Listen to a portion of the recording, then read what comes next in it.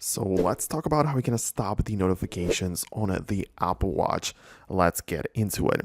So naturally, you need to head over to the iPhone, which you have paired with your Apple Watch, and look up the Watch application, where basically you can manage all of the settings for your Apple Watch.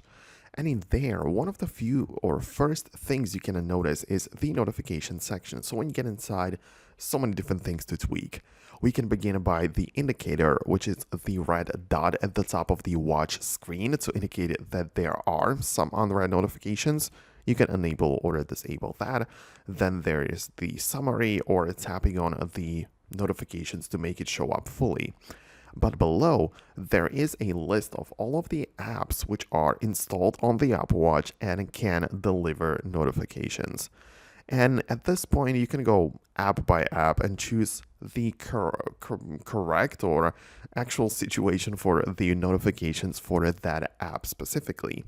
That means that you might head over to the messages, and there is the option to either mirror your iPhone settings.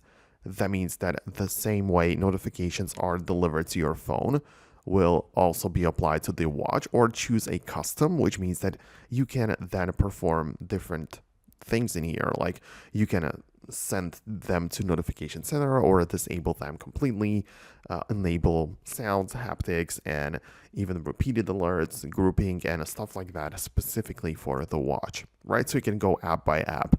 But entirely at the bottom, there is another section of apps which, even though do not have a dedicated Apple Watch app, but you can decide whether or not you want the notifications from your iPhone to be mirrored to your watch. So if you don't like that, just turn it off for all of the apps right here, or decide however you want to like it.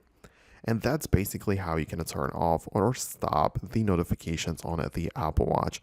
Hopefully you managed to do it. If there are some more problems or issues you might be having, then leave a comment below. Perhaps I might make an updated video about it, or someone might reply or give you more advice.